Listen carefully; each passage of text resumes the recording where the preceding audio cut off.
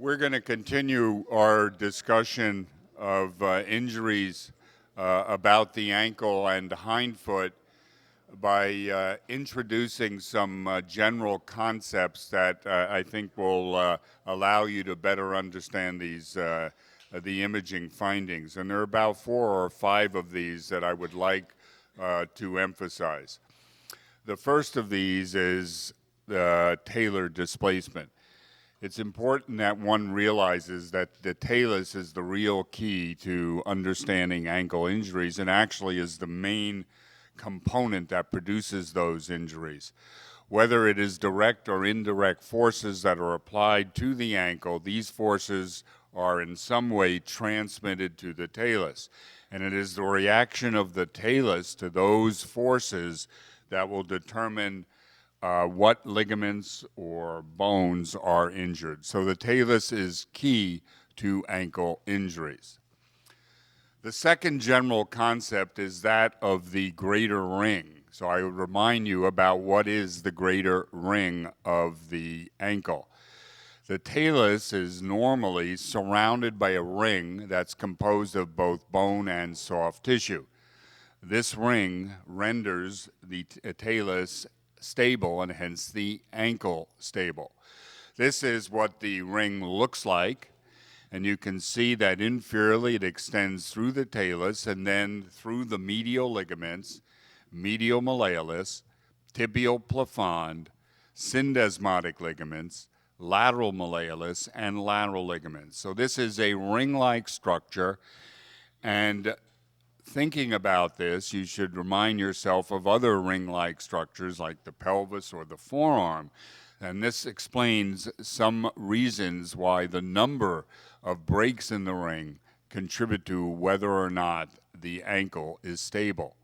In general, if there is a single break in this ring, it's called a unipolar injury, the ankle is not unstable. So with a unipolar injury, be it a malleolar fracture, a tibial fracture, or an injury to a single ligament, the talus cannot be displaced and the ankle is stable. There are at least 2 exceptions to this rule, but I think it's better to remember the rule itself.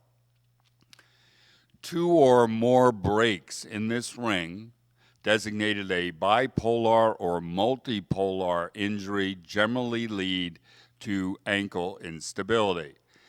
Those injuries may take the form of 2 fractures, 2 ligament injuries, or a combination of a fracture and a ligament injury.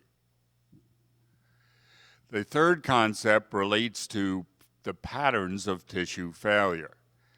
Typically, and we'll talk more about this tomorrow in the subject of bone injuries, bones may fail through compression, avulsion, or torsion.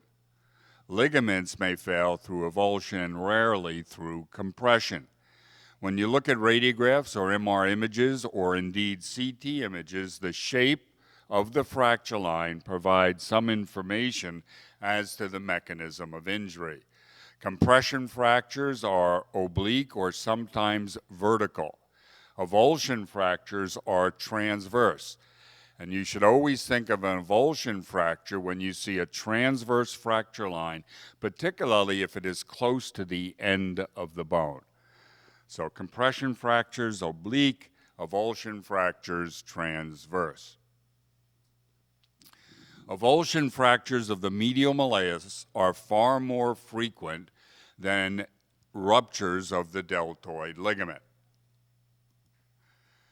On the lateral side, avulsion fractures of the lateral malleolus are far less frequent than ruptures of the lateral ligaments. The theory here being that we have 3 lateral ligaments and 1 deltoid ligamentous complex. The deltoid ligamentous complex is strong.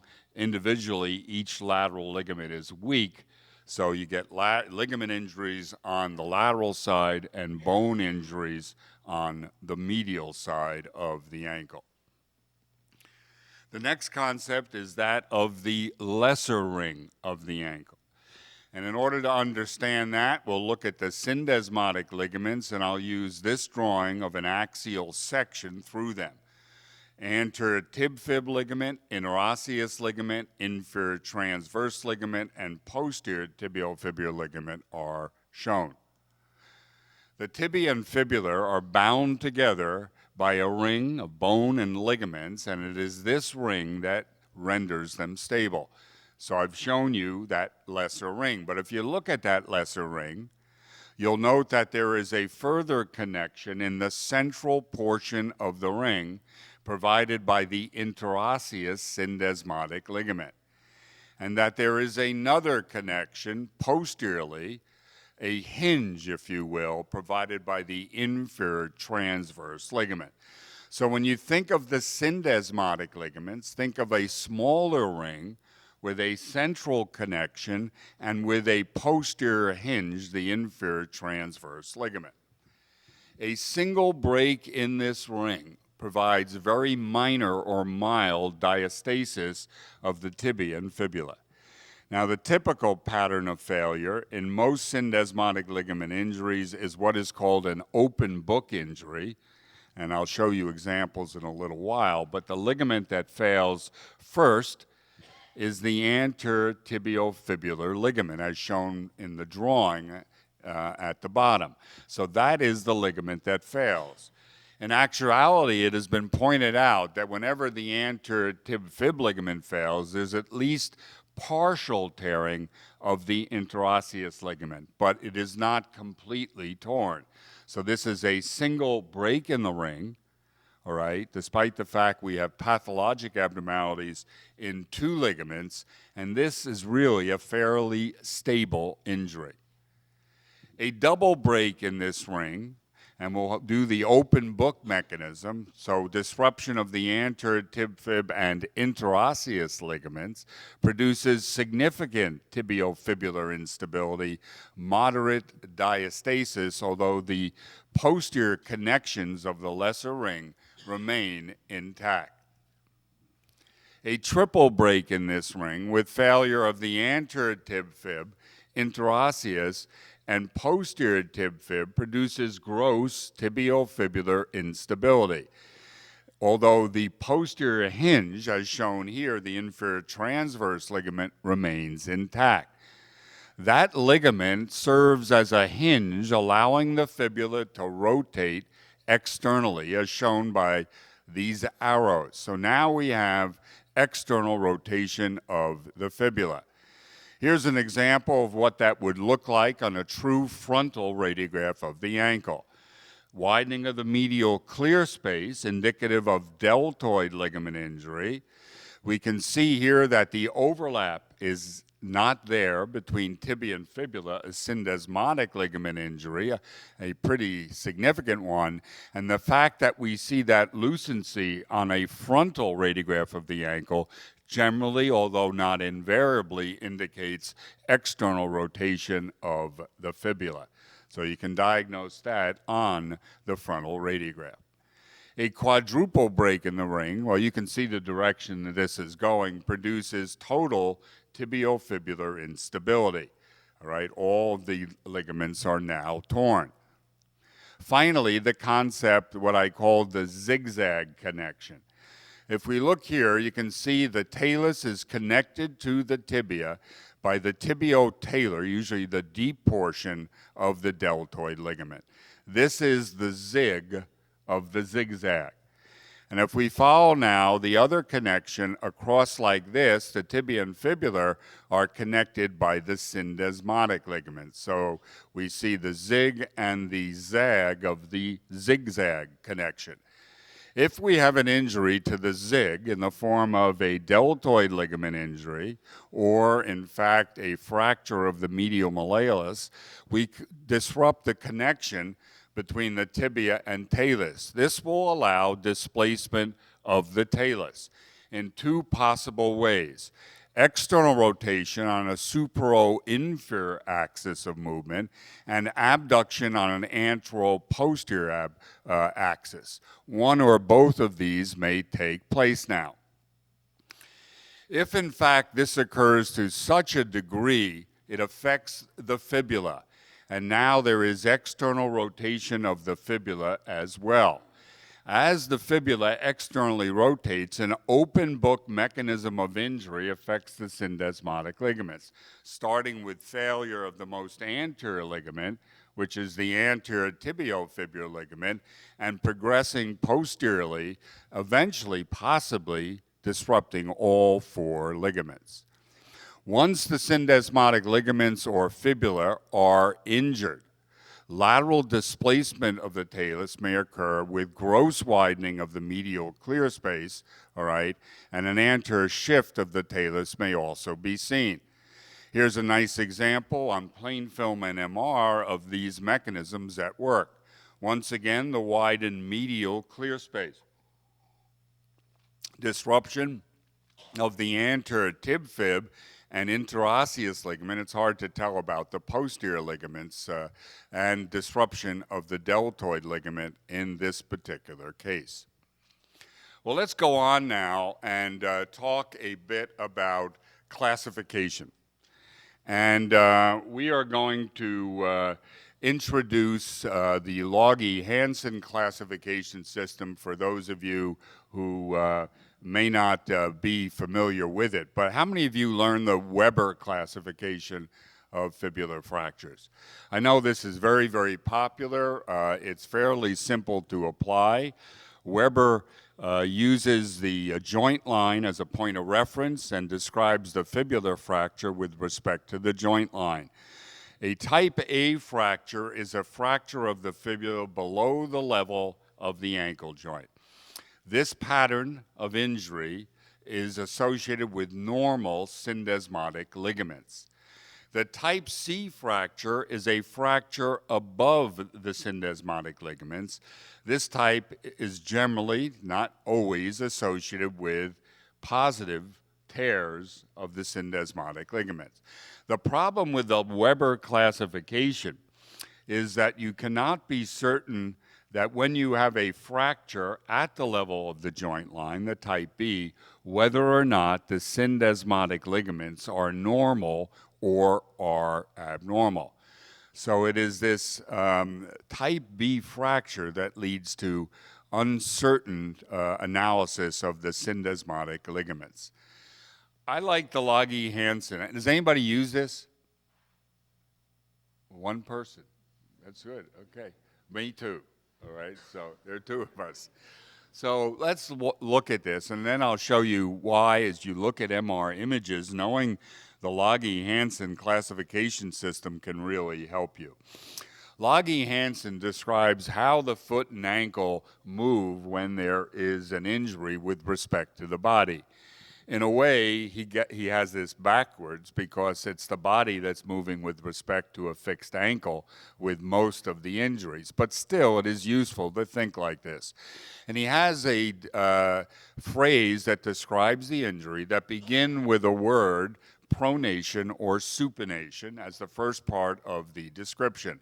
This is, you may know as eversion and inversion of the ankle, but these are the positions of pronation and supination of the ankle. The second part of the description is related to the direction of talar displacement or talar rotation, with 5 particular patterns as you see here. External rotation, internal rotation, abduction, adduction, and dorsiflexion, defined in this table. Now let's look at these injuries. Logie-Hansen comes up with 5 major mechanisms of injury that explain the vast majority of things that take place in clinical practice. We're going to go over these, looking at them with plain film and MR. The first of these is a very, very common pattern in our practice, the most common pattern.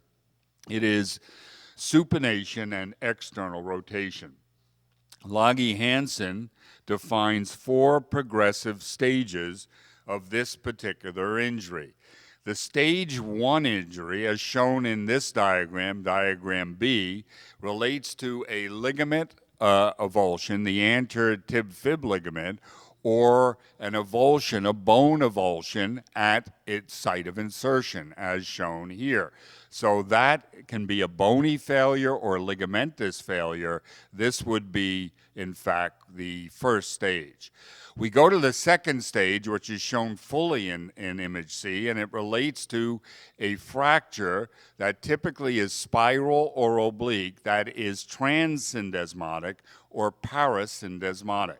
So on a plain film, one sign of an SER, supination external rotation injury, is a spiral or oblique fracture that exits at the joint line. The stage 3 is a combination of stage 2 with injuries posteriorly, either disruption of the posterior tib-fib ligament or fracture of the posterior tibia, as shown here, disruption. And then finally, what happens in stage 4, either deltoid ligament failure or a fracture of the medial malleolus. So a second radiographic finding possible with an SER injury would be a transverse avulsion fracture involving the medial malleolus. So 2 potential fracture lines. This is what it looks like. This is a supination external rotation fibular fracture, transsyndesmotic, with subtle widening of the medial clear space to indicate that this is an SER stage 4.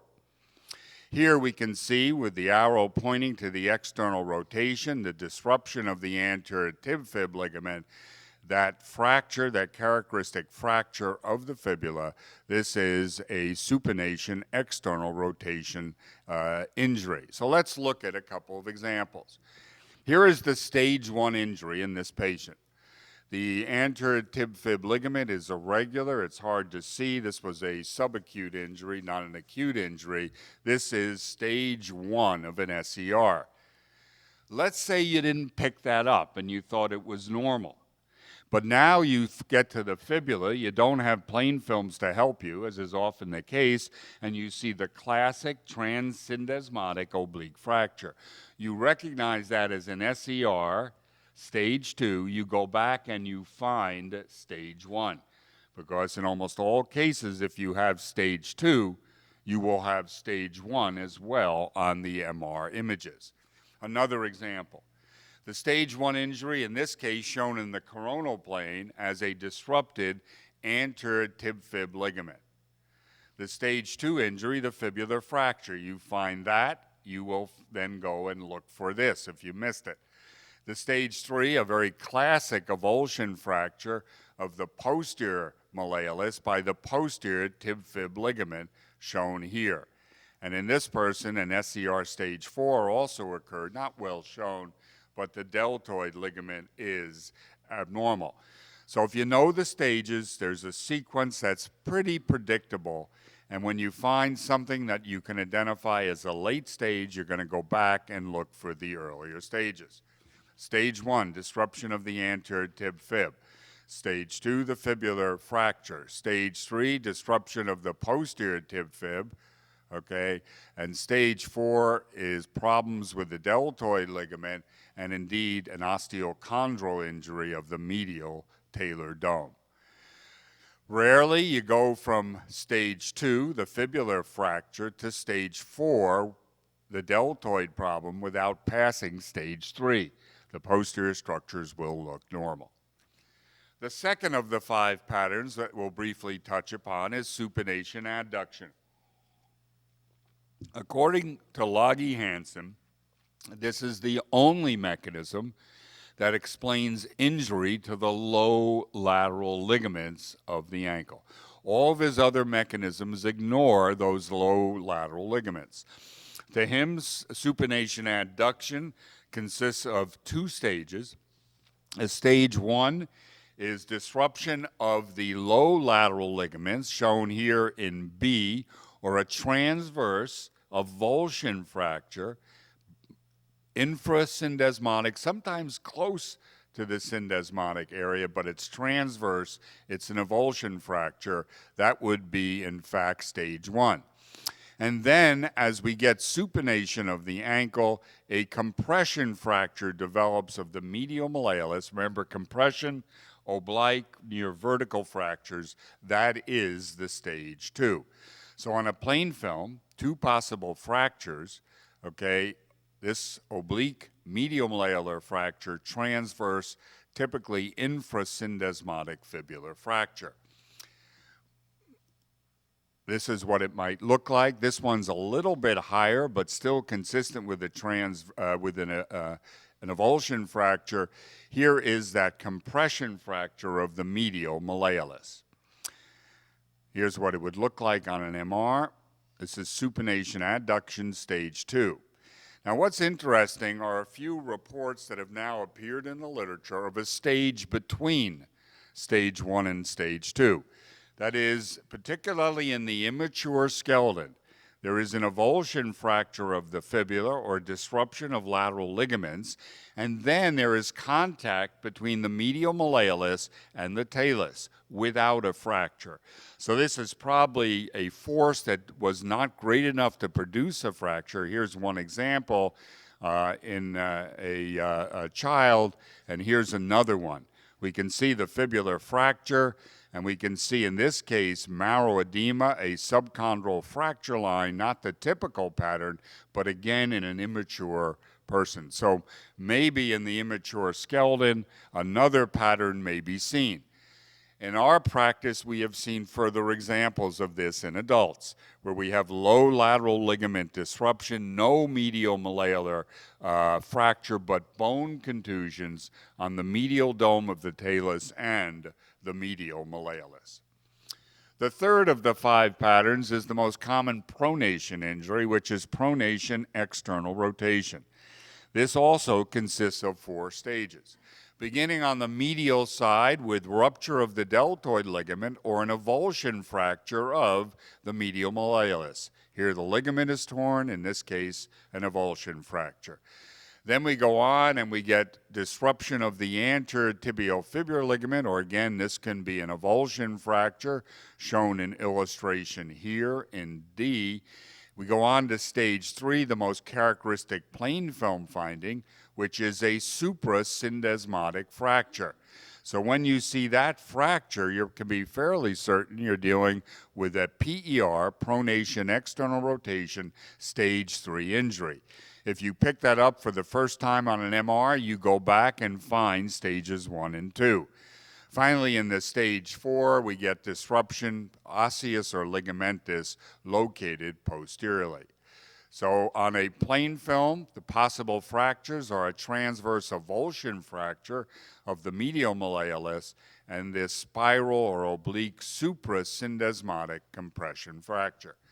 This is what it looks like. There's the classic fracture, the widening of the medial clear space, the loss of overlap of the tibia and fibula. In this patient, a stage 1, the ill definition of the deep posterior tibiotalar portion of the deltoid ligament. The stage 2 is disruption of the anterior tib-fib ligament. The stage 3 is that suprasyndesmotic fracture of the fibula. If I see that, I go back and be sure I have stages 1 and 2. And in this person, the stage 4 was an avulsion fracture of the posterior malleolus. And another one, deltoid ligament, stage 1, anterior disruption, anterior tib-fib disruption, stage 2. This is showing disruption of the interosseous membrane up to the fibular fracture. I'm not showing you the fibular fracture. And then an avulsion fracture of the posterior malleolus, a stage 4 injury. The fourth of our 5 patterns is uncommon and can be tricky on plain films. Here we have a 3-stage pronation abduction injury, beginning with stage 1, which again is on the medial side, okay, avulsion fracture or deltoid ligament injury. Then we go to disruption of pretty much many of the syndesmotic ligaments, and finally a fracture that can be a Weber B, and that's the problem. The ligaments are torn, and yet we have a Weber B pattern. This fracture can be parasyndesmotic, it can be high above the syndesmotic ligaments. So this is the injury that creates the diagnostic problems. This is what it looks like. The orientation of the fracture different than a pronation external rotation, and sometimes is comminuted. The transverse avulsion fracture of the medial malleolus. A stage 1 injury shown on MR, transverse fracture. There was some marrow bone contusions elsewhere. And here a stage 2 where we had deltoid ligament injury, and you can see disruption of syndesmotic ligaments, anterior and posterior ligaments, a pronation abduction injury. The final of the 5 patterns is relates to those pylon fractures you see, pronation, dorsiflexion, often with axial loading of the ankle. This produces comminuted intra-articular fractures of the distal tibia, often with fibular fractures nearby. To best study these, CT is the preferred method, not MR imaging. So if we summarize those, as with any system, it is the fibular fracture, whether it's seen on plain film or MR, that provides the clue. Oblique or spiral parasyndesmotic fractures generally indicate that part of the mechanism is external rotation. Transverse oblique parasyndesmotic fractures suggest part of the mechanism is abduction. Transverse infrasyndesmotic avulsion fractures, supination is part of the mechanism. And oblique or transverse suprasyndesmotic fractures, pronation is part of the mechanism. So clearly, fibular fractures help. On the medial side, the rules a little less. Vertical fractures, compression generally indicate adduction. Transverse fractures, which in fact relate to avulsion, usually indicate either abduction or external rotation. Let's move on and talk briefly about the MR findings of a torn ligament before we move on to the subtalar region. Ankle injuries are one of the most common problems that we see. They're very, very common, and once you've had one, it is not uncommon to get multiple ankle injuries. Inversion or supination injuries predominate. The most common ligaments that are torn are lateral, be they syndesmotic or low lateral ligaments. And any sport, in fact, can lead to injuries that produce ligament tears around the ankle, but worldwide, it is soccer that is the leading cause. And the typical mechanism explained in soccer is shown here. This is a member of the red team. And the ball is right here, just leaving his shoe. Here comes a member of the yellow team, hitting him right above the ankle, just as the ball has left, all right? This is the classic mechanism. It's illustrated in several articles that you can read about. So here, another form of footballer's ankle. In the old days, which were the days I was a resident, we did arthrography for ligament injuries. And the idea was that if you did arthrography and it was a fairly acute injury, that you could diagnose what particular ligament was torn based upon where the contrast material went. That's how we did it. And we were pretty good at it. For example, with an anterior talofibular ligament injury, if you injected the ankle joint, the contrast ran out anterolaterally. If you had injuries of both the anterior talofib and calcaneofibular ligament, you saw the findings of the anterior talofibular ligament injury, and now contrast material here within the peroneal tendon sheath indicating injury of the calcaneofibular ligament.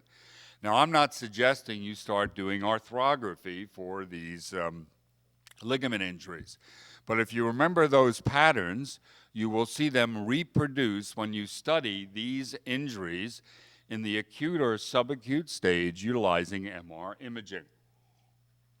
And many of the cases that we see represent not the first injury, but an acute on chronic problem to the ankle.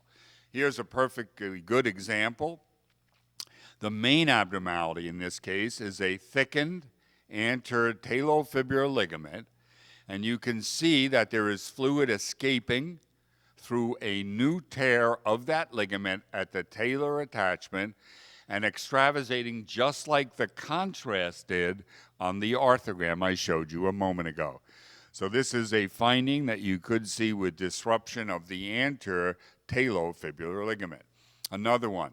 We thought this was acute on chronic. I'm not certain about it, but the ligament anterior talofib was thick, and then it was attenuated, and there were areas of high signal and near the attenuated portion, so we thought probably this was an acute on chronic process. And another one. Here is that ligament. It is chronically abnormal, thick and irregular. Here, the fluid is escaping through a tear, so probably an acute on chronic problem of that ligament. I know several people have been asking me about impingement and whether I'm going to have a chance to talk about it. What I know is I won't be able to talk about it today, but maybe somewhere else in the course, I don't know. But I just would stop here to mention that it is this region and the region of the anterior tib fib ligament, located a couple centimeters above, that are the areas of a gutter that, when abnormal and filled with tissue, can produce anterolateral ankle impingement.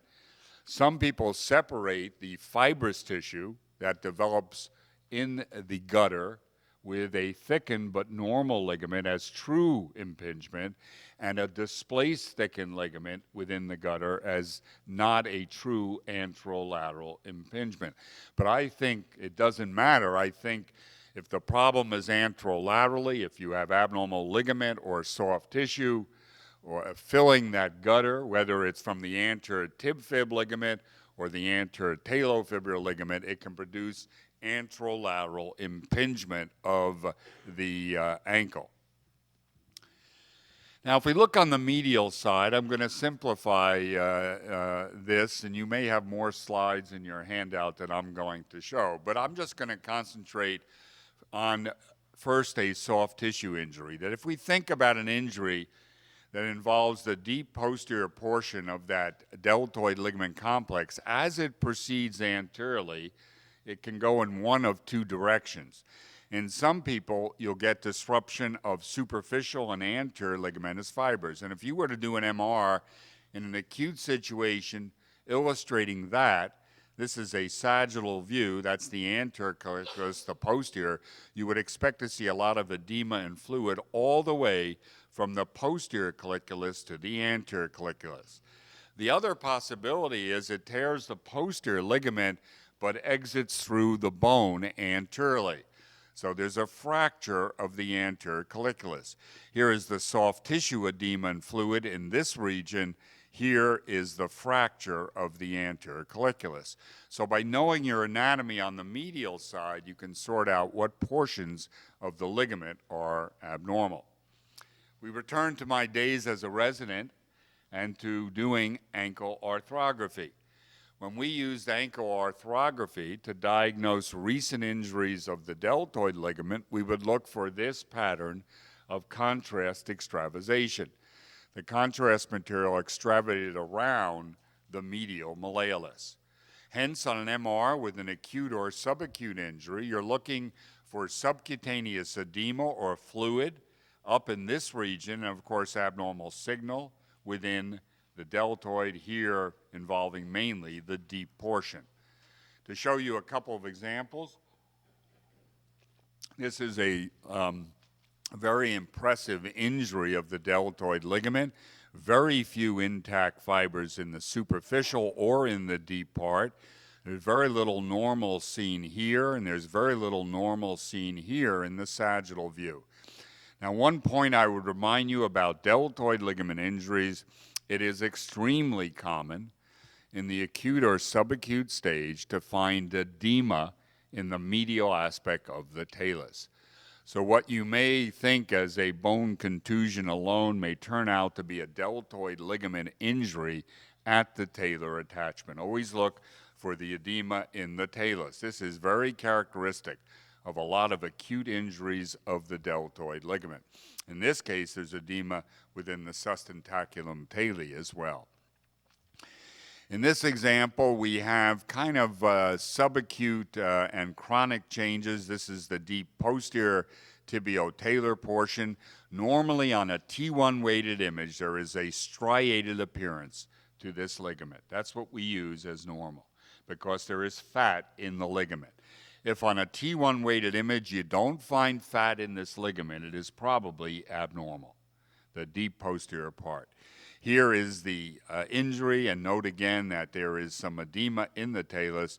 And this, someone was asking me what is the tibiospring part. Well, that's part of the superficial part of the deltoid ligament. It joins the spring ligament. We're going to be talking about the spring ligament in a couple of minutes. So basically, there's thickness of the superficial deltoid ligament and spring ligament, and this is a chronic injury here, but a more acute process of the deep part.